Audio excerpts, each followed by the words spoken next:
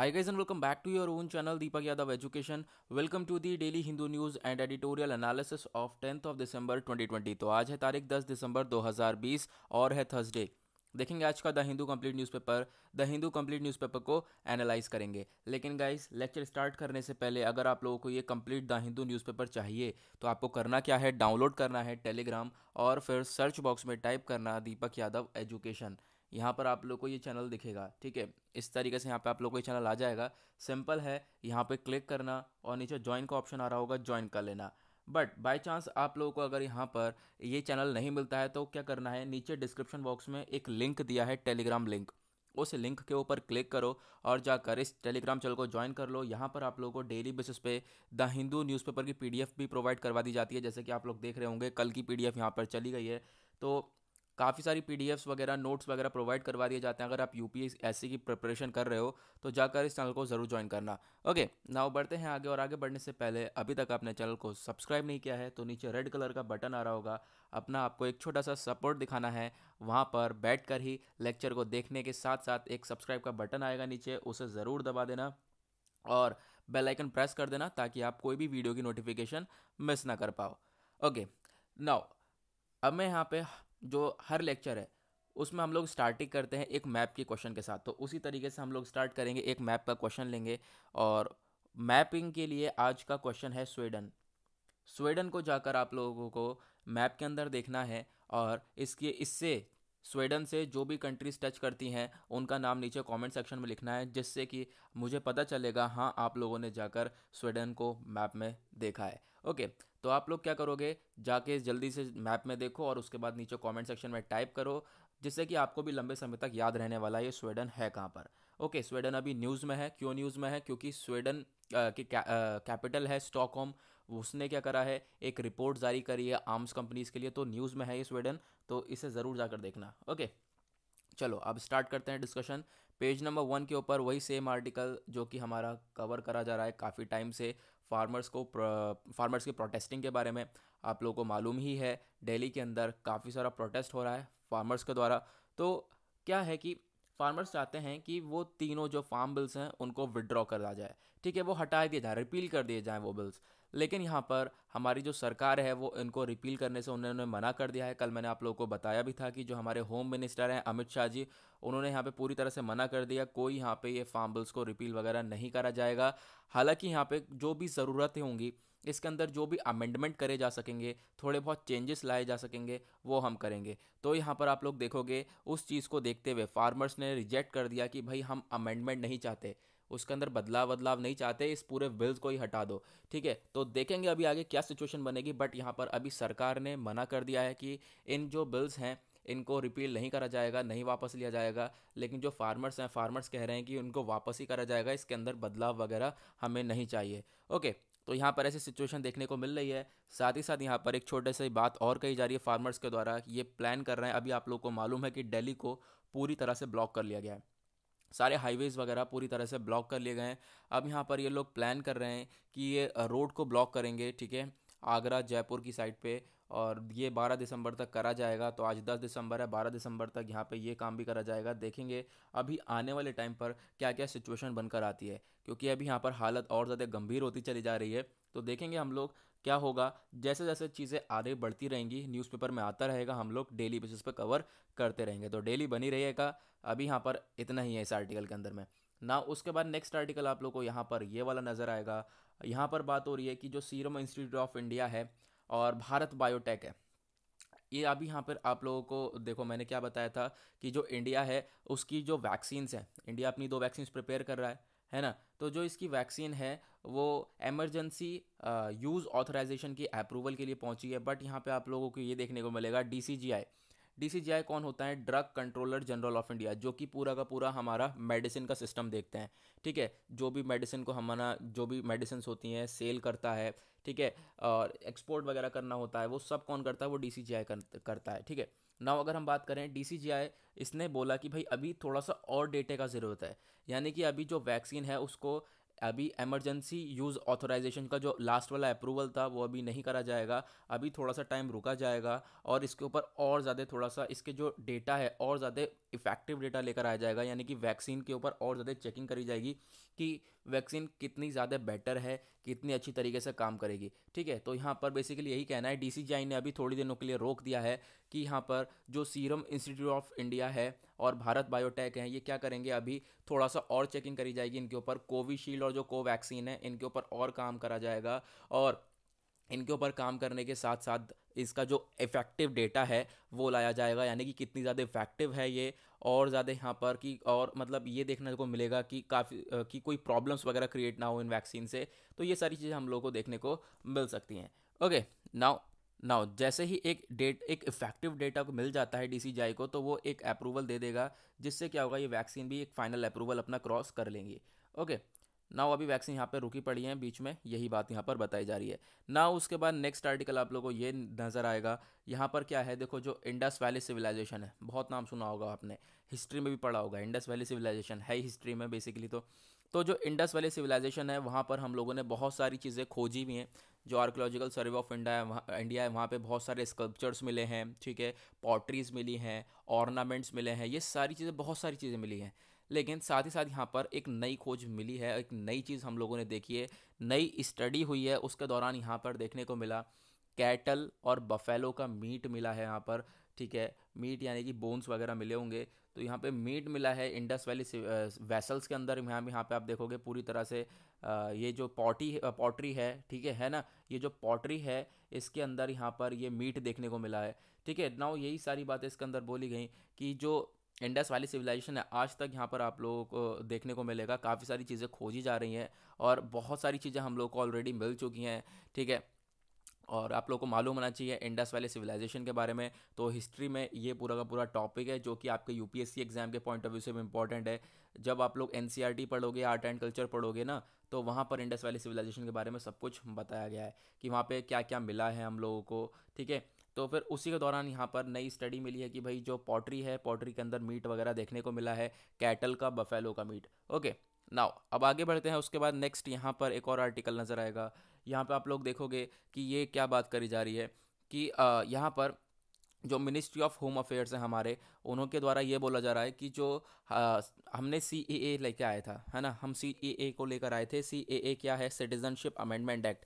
जब इसको लेकर आए थे तब से आज तक 1 साल हो गया। आज तक क्या है कि इसको गवर्न करने के लिए, इसको चलाने के लिए जो रूल्स थे वो अभी भी पेंडिंग है, अभी भी इसको प्रिपेयर करा जा रहा है। तो आप समझ सकते हो यहाँ पे कितना काम पेंडिंग में चल रहा है। तो यही यहाँ पे मिनिस्ट्री ऑफ होम अफेयर्स के द्वारा बोला गया, जो सिटीजनशिप अमेंडमेंट एक्ट है इसको अभी पूरी तरह से गवर्न नहीं करा जा सकता क्योंकि रूल्स ही प्रिपेयर नहीं हुए हैं। तो रूल्स अभी प्रिपेयर हो रहे हैं इसके रिगार्डिंग, ये इसके अंदर बोला गया है। और इसमें कुछ आपके लिए इंपॉर्टेंट नहीं है, कुछ भी 1% भी नहीं है, बस खाली आप थोड़ा सा आइडिया रखना क्योंकि फ्रंट पेज पर आर्टिकल है ये। ओके, ना उसके बाद यहाँ पर इसी पेज का लास्ट आर्टिकल आप लोग देखने को मिलेगा। ये इंपॉर्टेंट तो नहीं है बट यहाँ पर आपको देख सकते हो, जो स्पोर्ट्समैन है वो एक फ्री लॉन्ड्री सर्विसेज वगैरह प्रोवाइड करवा रहे हैं फार्मर्स को। ठीक है, सिंगू बॉर्डर पे आप लोगों को मालूम है प्रोटेस्ट चल रहा है फार्मर्स के द्वारा, तो फिर वहाँ पर फार्मर्स के लिए काफ़ी कुछ प्रोवाइड करवाया जा रहा है स्पोर्ट्समैन के द्वारा। ठीक है, आप लोग जैसा पिक्चर में देख सकते हो कितना क्लियरली यहाँ पे नज़र आ रहा है। वॉशिंग मशीन्स हैं, वॉशिंग मशीन्स में कपड़े वगैरह धुलवाए जा रहे हैं। ठीक है, वॉशिंग मशीन्स में कपड़े धोए जा रहे हैं, ठीक है, फार्मर्स के। तो यहाँ पे काफ़ी हद तक हेल्प करी जा रही है स्पोर्ट्स पर्सन के द्वारा। ओके, ना उसके बाद पेज नंबर 2 पे आते हैं। पेज नंबर 2 पे हमारे लिए इंपॉर्टेंट आर्टिकल्स नहीं है कोई भी आज का। पेज नंबर 3 के ऊपर आप लोगों को यहाँ पर नज़र आएगा वो अगेन फार्मर प्रोटेस्टिंग के बारे में। ठीक है, कि यहाँ पर जो प्रोटेस्ट है ये कंटिन्यू रहने वाला है, लगातार चलेगा जब तक यहाँ पे ये बिल्स को विड्रॉ नहीं करा जा सकता। तो पेज नंबर 4 पे आते हैं। पेज नंबर 4 पे यहाँ पे एक छोटा सा आर्टिकल ये वाला नज़र आएगा। ये आर्टिकल बहुत इंपॉर्टेंट है क्योंकि यहाँ पर एक एक वाइल्ड लाइफ सेंचुरी का जिक्र करा गया है। तो उस वाइल्ड लाइफ सेंचुरी की लोकेशन और उस वाइल्ड लाइफ सेंचुरी के बारे में जानना बहुत ज़्यादा ज़रूरी है, क्योंकि अगर आप लोग यूपीएससी के पास्ट ईयर के क्वेश्चंस देखोगे तो वहाँ पर वाइल्ड लाइफ सेंचुरी से और नेशनल पार्क से बहुत सारे क्वेश्चंस बनते हैं, हर साल आते हैं। तो फिर एक इम्पॉर्टेंट ये आर्टिकल आपके लिए हो जाता है। यहाँ पर बेसिकली बात क्या है कि बहुत सारी कैटल वगैरह आप लोग देखोगे, यहाँ पे गायें वगैरह है, वो क्या कर रही हैं, वो यहाँ पे घास चर रही हैं, जो राइनो की घास है वो सारी चर रही हैं। ठीक है, तो उसी को लेकर बात करी जा रही है कि जो बहुत सारी कैटल हैं वो राइनो की जो न्यूट्रिशियस ये ग्रास वगैरह ये सब चल रही हैं। तो अब यहाँ पर बेसिकली आर्टिकल तो इम्पोर्टेंट नहीं है। अब आर्टिकल जो इम्पोर्टेंट है वो है यहाँ पर हमारा किस चीज़ के लिए, एक वाइल्ड लाइफ सेंचुरी। ये राइनो कहाँ पर है, ये ग्रास जो खा रहे हैं ये सब, ये कहाँ पर हैं, ये सब हैं पोबीतोरा वाइल्ड लाइफ सेंचुरी में। Pobitora wild life sanctuary is the important, और यहाँ पर आपको ये पढ़ना ही है क्योंकि यहाँ से क्वेश्चन बन सकता है। नाउ यहाँ पे सबसे पहले मैं आप लोगों को लोकेशन दिखाता हूँ, ये कहाँ पे लोकेटेड है। आप लोगों को ये नज़र आएगा पोबीतोरा वाइल्ड लाइफ सेंचुरी, ये लोकेटेड है यहाँ पर आसाम में। ठीक है, ये नज़र आएगा आपको ग्रीन डॉट जो है यहाँ पर, ये हमारी सेंचुरी है। यहाँ पर कौन से एनिमल्स पॉपुलर हैं इसके बारे में जानेंगे, तो इसकी डिटेलिंग यहाँ पर दे रखी है। तो सबसे पहले आप लोगों को देखने को मिलेगा, सबसे पहले आप लोग नाम याद रख लो क्या है, पोबीतोरा वाइल्ड लाइफ सेंचुरी। ये जीएस पेपर 3 के पॉइंट ऑफ व्यू से इंपॉर्टेंट है, और जीएस पेपर 3 में यूपीएससी सिलेबस अगर आप चेक करोगे तो उसके अंदर टॉपिक्स दे रखे हैं ये कंजर्वेशन, और यहाँ पर उसके लिए ये इम्पॉर्टेंट हो जाता है। अगर हम बात करें पोबीतोरा वाइल्ड लाइफ सेंचुरी की, तो यहाँ पर सबसे ज़्यादा एक सींग वाले राइनोज़ मिलते हैं, वन हॉर्न राइनोज़ मिलते हैं। और अगर हम बात करें तो वर्ल्ड में सबसे ज़्यादा जो मिलते हैं वो यहीं पर मिलते हैं, और second highest concentration in Assam भी है ये, after Kaziranga national park. Kaziranga national park बहुत ही इंपॉर्टेंट जगह है, बहुत ही आप कह सकते हो बहुत ही ज़्यादा एक आप कह सकते हो फेमस नेशनल पार्क है। तो इस पोबीतोरा वाइल्ड लाइफ सेंचुरी को हम लोग मिनी काजीरंगा भी बोलते हैं। अगर आपसे क्वेश्चन पूछा जाए कि हाँ मिनी काजीरंगा कौन सा पार्क है, और नाम आपको ऑप्शंस में पोबीतोरा दिखे, तो एग्जैक्टली इसको टिक लगाना है। ठीक है, क्योंकि पोबीतोरा को ही हम लोग Kaziranga national park, mini Kaziranga कहते हैं। ओके, सॉरी, मिनी काजीरंगा कहते हैं। अगर हम बात करें इस वाइल्ड लाइफ सेंचुरी की, तो यहाँ पे बहुत सारे देखो एनिमल्स रहते हैं, जैसे कि एक सींग वाला राइनो रहता है, बहुत सारे मैमल्स रहते हैं जैसे कि लेपर्ड, उसके बाद cat, leopard cat, fishing cat, jungle cat, feral buffalo, और वाइल्ड पिग्स, चाइनीज़ पेंगोलिन्स, ये सारी चीज़ें यहाँ पर रहती हैं। अगर हम बात करें 72% ऑफ पबीतोरा सेंचुरी की, तो फिर इसमें wet savanna of Arundo donax Saccharum, remaining area is covered by water bodies. ठीक है, ग्रास, वाटर बॉडीज़, ये सारी चीज़ें से यहाँ पर ये पूरी तरह से कवर है। प्लांट्स वगैरह, एक्वाटिक प्लांट्स, इस यहाँ पे ये पार्क है, इसमें हम लोग को एक्वाटिक प्लांट्स देखने को मिलते हैं जो पानी में उगते हैं।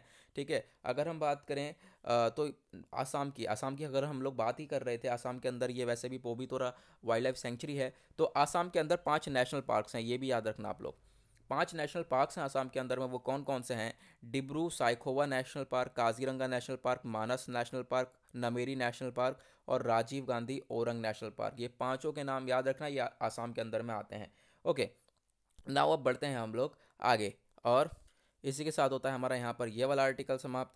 उसके बाद पेज नंबर 5 के ऊपर आते हैं। पेज नंबर 5 पे हमारे लिए इंपॉर्टेंट आर्टिकल कोई है नहीं, और फिर चलते हैं आगे। नाउ आता है हमारा पेज नंबर 8। पेज नंबर 8 पे यहाँ पे आप लोगों को सबसे पहला ये आर्टिकल दिखेगा कि जो फॉरेन एनवॉयज़ हैं वो कहाँ पर विज़िट करा इन्होंने इंडिया के अंदर, जहाँ पे वैक्सीन बनती है, तो वहाँ पर इन्होंने विज़िट करा। कहाँ पर? भारत बायोटेक कंपनी के अंदर ये गए, और यहाँ पर अपना कुछ फैमिलराइजेशन दिखाया। क्या मतलब है इसका? यानी कि कुछ आपसीपन दिखाया इंडिया के साथ। तो ये आप लोग देख सकते हो, ये सारे हमारे एनवॉयज़ हैं जो कि अलग अलग कंट्री से आए हैं भारत बायोटेक में। बायोटेक मैन्युफैक्चरिंग फैसिलिटी में हैदराबाद के अंदर इन्होंने वेडनेसडे के दिन विज़िट किया था। ठीक है, ओके, वेडनेसडे कल था हमारा, तो वेडनेसडे को यहाँ पे विज़िट करा है इन लोगों ने। कुछ इस आर्टिकल में कुछ याद रखने वाली बात नहीं है, लेकिन यहाँ पे आप लोगों को ये मालूम होना चाहिए कि हाँ एग्जैक्टली ये हुआ था, क्योंकि कोविड-19 की से रिलेटेड बहुत सारे क्वेश्चंस बनने के चांसेस हैं। ओके, उसके बाद यहाँ पे पेज नंबर 8 पे आप लोगों को ये आर्टिकल दिखेगा। ये आर्टिकल हम लोगों ने अभी पेज नंबर 1 के ऊपर कवर किया है। ठीक है, किस चीज़ के बारे में? कि जो अमेंडमेंट लाने की बात कर रहे थे, केंद्र सरकार फार्मर से कह रही थी कि हम इसके अंदर चेंजेस ले आएंगे, तो ये हमारे किसान भाइयों ने मना कर दिया कि हमें कोई चेंजेस नहीं चाहिए, हमें डायरेक्ट चाहिए, तो इन बिल्स को वापस ले लो। ठीक है, इन बिल्स को हटा दो, रिपील कर दो ना। उसके बाद नेक्स्ट यहाँ पे एक छोटा सा आर्टिकल दिखेगा। इस आर्टिकल में क्या बात हो रही है? कैबिनेट ने यहाँ पर क्या करा है, कैबिनेट जो है पब्लिक वाईफाई नेटवर्क्स लाने वाली है। ठीक है, पब्लिक वाईफाई नेटवर्क्स लाए जाएंगे, और देखेंगे कहाँ कहाँ पर ये नेटवर्क्स लाए जाएंगे। अभी सिर्फ इतनी सी जानकारी है कि वाईफाई नेटवर्क्स आने वाले हैं। ओके, ना उसके बाद यहाँ पर आप लोगों को देखने को मिलेगा, ये आर्टिकल हम लोगों ने अभी एग्जैक्टली कवर किया है कि जो रूल्स वगैरह हैं वो सिटीजनशिप अमेंडमेंट एक्ट को गवर्न करने के लिए वो अभी भी प्रिपेयर हो रहे हैं, अभी भी पेंडिंग हैं, तो ये देखने को मिलेगा आगे। उसके बाद यहाँ पर ये वाला आर्टिकल भी हम लोगों ने अभी कवर किया है कि जो सीरम इंस्टीट्यूट ऑफ इंडिया है, भारत बायोटेक है, और ये जो हैं इन्होंने अभी अपनी वैक्सीन का अप्रूवल रोक दिया है पूरी तरह से। क्यों?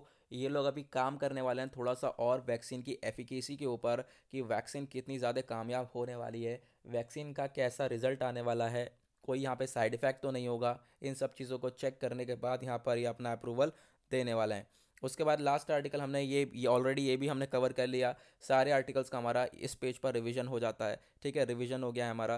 तो जो इंडस वैली सिविलाइजेशन है उसमें हमें क्या मिला है, कैटल के मीट मिले हैं, तो उसके बारे में भी हमने कवर करा था अभी पेज नंबर 1 के ऊपर।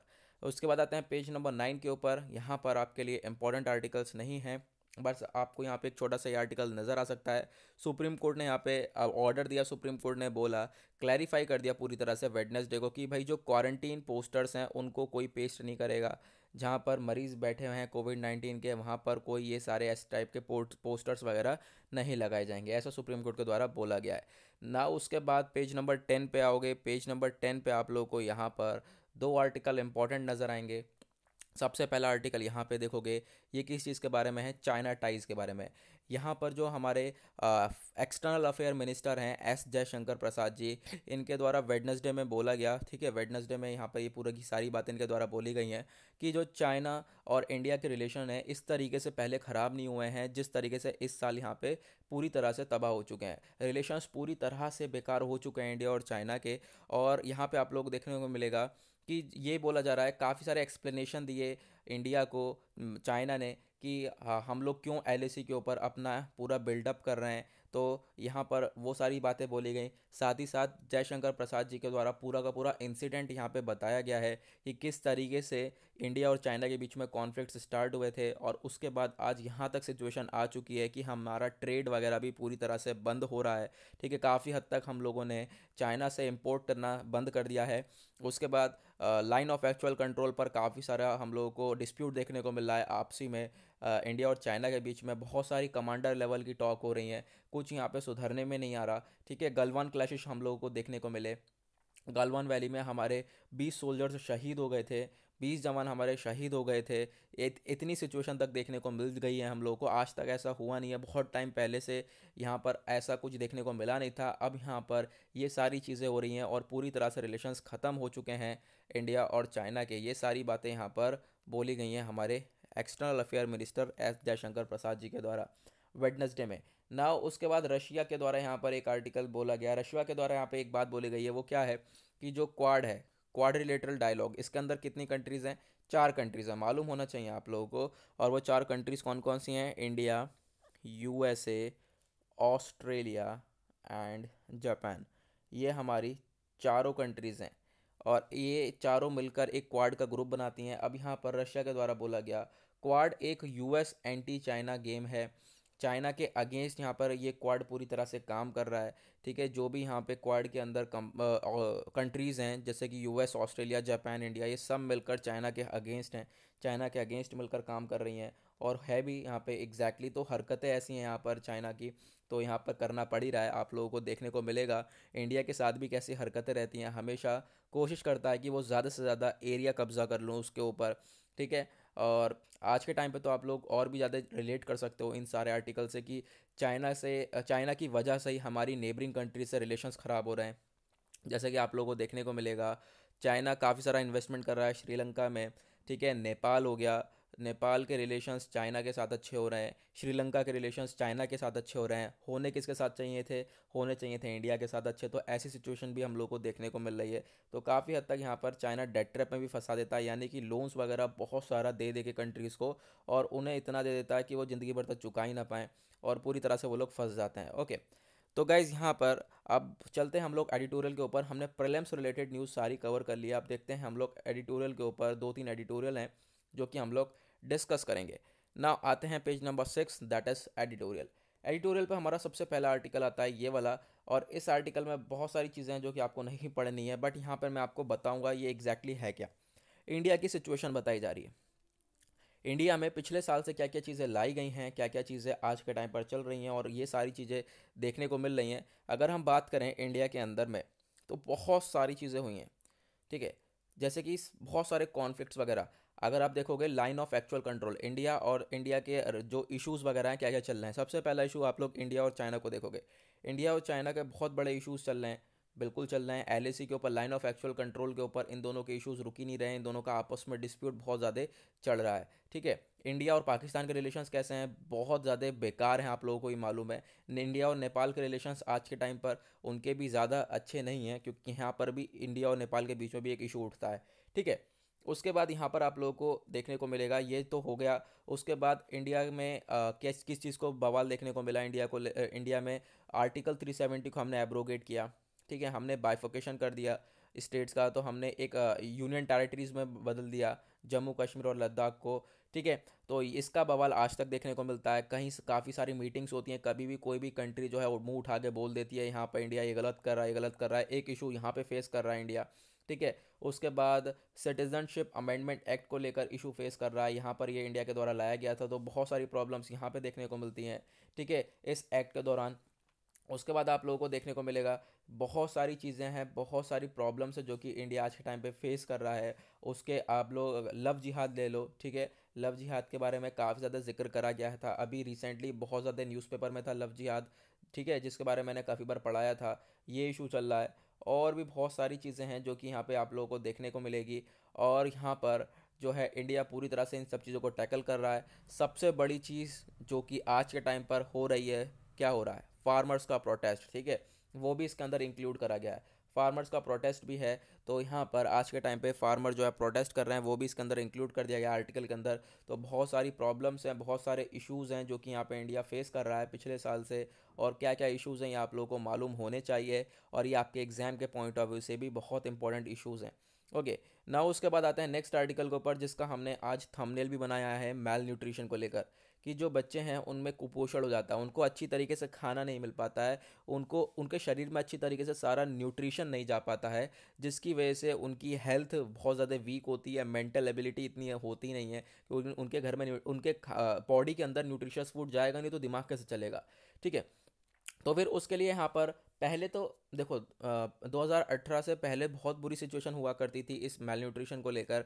लेकिन उसके बाद एक दो स्कीम आई है, उसके बाद काफ़ी हद तक सिचुएशन सुधर गई है, इस आर्टिकल के अंदर वही बताया जा रहा है। ठीक है। और फिर वो जो स्कीम आई है उसको 1000 दिन पूरे हो चुके हैं। ठीक है। कल 1000 दिन पूरे हो चुके हैं। तो उसी की वजह से यहाँ पर जब 1000 दिन पूरे हुए हैं, तो उसी को लेकर यहाँ पे आर्टिकल को पब्लिश करा गया है। अगर आप लोग यहाँ पर देखोगे, इंडिया के अंदर मेल नॉरिश यानी कुपोषण, बच्चों को जो खाना, एक न्यूट्रिशियस खाना नहीं मिल पाता है, तो जो ये मेल नॉरिश्ड चिल्ड्रन है उनकी अगर हम बात करें तो बहुत ज़्यादा है। अगर हम 2017 का डेटा देखें, 2017 का अगर डेटा देखें, तो 68% ऑफ 1.04 मिलियन का 68% जो बच्चे हैं उनकी डेथ हो गई थी इसी की वजह से, और वो 5 साल से कम की उम्र के थे। 5 साल से कम की उम्र के बच्चों की डेथ हो गई क्योंकि उन्हें एक न्यूट्रिशियस भरपूर खाना नहीं मिल पाया। ये सब किसने बताया? एक लैंसेट की स्टडी हुई थी, उसने यहाँ पे सारी चीज़ें बताई थी ना। अगर हम बात करें जो चिल्ड्रन है, जो बच्चे हैं वो सर्वाइव कर रहे हैं मेल न्यूट्रिशन से। ठीक है। उनको जो ज़रूरत है, जो हमारी बॉडी में बहुत सारे न्यूट्रिएंट्स हैं जो हमें डेली बेसिस पे चाहिए, डेली बेसिस पे हम लोगों को इनटेक करना पड़ेगा तभी एनर्जी मिलेगी। तो ऐसा यहाँ पे बच्चों को नहीं मिल पा रहा है, जिसकी वजह से उनका दिमाग वगैरह कुछ भी डेवलप ही नहीं हो पा रहा है, उनका शरीर का विकास नहीं हो पा रहा है। ठीक है। ऐसी सिचुएशन देखने को मिल रही थी अभी तक हम लोगों को 2018 से पहले। ठीक है। अभी भी काफ़ी हद तक मेल न्यूट्रिशन देखने को मिलता है, लेकिन इंडिया काफ़ी हद तक इंप्रूव कर चुका है मेल न्यूट्रिशन रेट में अगर हम देखें तो। लेकिन पहले बहुत कुछ यहाँ पे देखने को मिलता था। उसके बाद अगर हम देखें, half of all the children, जो हमारे जितने भी बच्चे हैं 5 साल से कम के, उसमें से आधे आधे कम से कम आधे जो हैं वो, उनकी यही हालत है मेल न्यूट्रिशन को लेकर। उनके बहुत बुरी हालत है, उनके पास अच्छी तरीके से खाना नहीं है खाने को। फिर उसके बाद ये सारी चीज़ें हम लोग को बहुत पहले देखने को मिलती थी। फिर आया 2018 में प्राइम मिनिस्टर मोदी जी ने एक स्कीम लॉन्च करी जिसका नाम था होलिस्टिक न्यूट्रिशन पोषण अभियान। आप लोगों को मालूम होगा, पोषण अभियान को लाया गया, और पोषण अभियान बहुत ही ज़्यादा सक्सेसफुल रहा। बहुत अच्छी तरीके से पोषण अभियान स्कीम ने काम किया है, और इस स्कीम को आज के दिन 1000 दिन हो चुके हैं। उसी वजह से यहाँ पर इस आर्टिकल को पब्लिश करा गया है। पोषण अभियान जो है एक हॉलिस्टिक अप्रोच था कि जो मेल न्यूट्रिशन है, जो भी कुपोषण है, उससे लड़ा जा सके और बच्चों को एक ग्रोथ दी जा सके, अच्छे से खाना प्रोवाइड करवाया जा सके, एक न्यूट्रिशियस भरपूर फूड दिया जा सके जिससे कि बच्चे की ग्रोथ हो, बच्चे का विकास हो। ठीक है। लेकिन उसके बाद यहाँ पे कोरोना वायरस आया। कोरोना वायरस के बाद बहुत सारे हम लोग को चैलेंजेस फेस करने को मिले हैं, लेकिन फिर भी यहाँ पर जो ये स्कीम है इसने काफ़ी हद तक कुछ किया है। अभी भी यहाँ पर एग्जैक्ट बात यह है कि 1000 दिन तो चलो पूरे हो गए हैं, इसने काफ़ी अच्छा काम किया है, लेकिन आने वाले टाइम में इस स्कीम को और ज़्यादा अच्छी तरीके से काम करना पड़ेगा और ज़्यादा बेहतरीन काम करना पड़ेगा, जिससे कि जितनी बची कुची चीज़ें हैं वो भी यहाँ पर मेल न्यूट्रिशन है वो ख़त्म हो जाए और ज़्यादा हम लोगों को ग्रोथ देखने को मिले। तो ये सारी चीज़ों के ऊपर इंडिया को काम करना पड़ेगा, है ना। तो जो पोषण अभियान है वो सक्सीड तो है, लेकिन ये और ज़्यादा सक्सीड तब होगा जब इस पे हम थोड़ा सा और काम करेंगे और ज़्यादा इसको बेटर बनाएंगे। तो वैसे भी इसको 1000 दिन हो गए हैं, 1000 दिन तक बढ़िया किया है, आने वाले टाइम में भी बढ़िया करना पड़ेगा। और सभी लोगों को यहाँ पर जितने मेल न्यूट्रिशन से गुजर रहे हैं इनको अच्छी तरीके से फूड वगैरह प्रोवाइड करवाएंगे जिससे कि उनका विकास होगा। ओके ना, उसके बाद आते हैं नेक्स्ट आर्टिकल के ऊपर, पेज नंबर 7 के ऊपर। एक यहाँ पर हमारा लास्ट एडिटोरियल है, यहाँ पर बात करी जा रही है। देखो इस एडिटोरियल में कुछ पढ़ने लायक इतना है नहीं, बट मैं आप लोगों को बताता हूँ एग्जैक्टली इसमें है क्या। जीडीपी के बारे में, why quarterly growth numbers are not robust. यहाँ पे जो भी हमारी जीडीपी कैलकुलेट करके बताई जा रही है, ग्रॉस डोमेस्टिक प्रोडक्ट, क्या होता है ग्रॉस डोमेस्टिक प्रोडक्ट? किसी भी कंट्री में कितना टोटल प्रोडक्शन हो रहा है, दैट इज कॉल्ड जीडीपी। ठीक है, टोटल डोमेस्टिक प्रोडक्शन। तो ये ग्रॉस डोमेस्टिक प्रोडक्ट है, इसके बेसिस पे इकोनॉमी वगैरह चेक करी जाती है ना। तो एक रोबस्ट डेटा नहीं मिल पा रहा है, एक मजबूत डेटा नहीं मिल पा रहा है कि भाई हाँ एग्जैक्टली यही है जीडीपी। ठीक है। तो फिर अगर आप लोग देखोगे Q1 यहाँ पर जो बताया जा रहा है वो क्या है, Q1 में जीडीपी हमारी कितनी थी, -23.9%। फिर उसके बाद Q2 में जो है हम लोग को 7.5% देखने को मिली, यानी कि काफ़ी इंप्रूव हुई है, Q2 में इंप्रूव हुई है।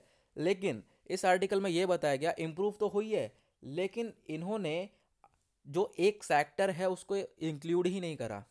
जीडीपी जो निकाली गई है वो सिर्फ और सिर्फ ऑर्गेनाइज सेक्टर को लेकर निकाली गई है, टीचर्स, डॉक्टर्स, हेल्थ वर्कर्स, इनको लेकर। लेकिन जो अनऑर्गेनाइज सेक्टर है उसको भी तो काउंट करो। अनऑर्गेनाइज सेक्टर लेबर हो गए हमारे, ये सारे लेबर्स वगैरह की यहाँ पे ये सारी चीज़ें काउंट करोगे तो अगेन जीडीपी हमारी डाउन ही जाएगी। ठीक है।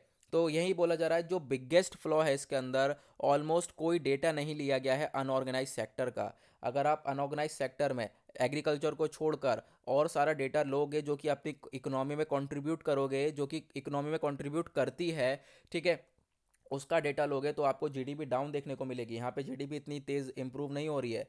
ठीक है। उसके यहाँ पर ये बोला गया वाइल दो जो इकोनॉमी है इज़ रिकवरिंग, इकोनॉमी जो है रिकवर हो रही है, लेकिन ये बहुत ज़्यादा कठिन है कहना कि ये कि बहुत तेज़ी से ग्रो हो रही है। ठीक है, ग्रो तो हो रही है लेकिन ये हम मुश्किल है, हम इसे कह नहीं सकते बहुत तेज़ी से ग्रो हो रही है। क्यों? क्योंकि इसके अंदर अनऑर्गेनाइज सेक्टर को काउंट ही नहीं करा जा रहा है, ऑर्गेनाइज सेक्टर के ऊपर के बेसिस के ऊपर जो है इस इकोनॉमी को काउंट करा जा रहा है। ओके।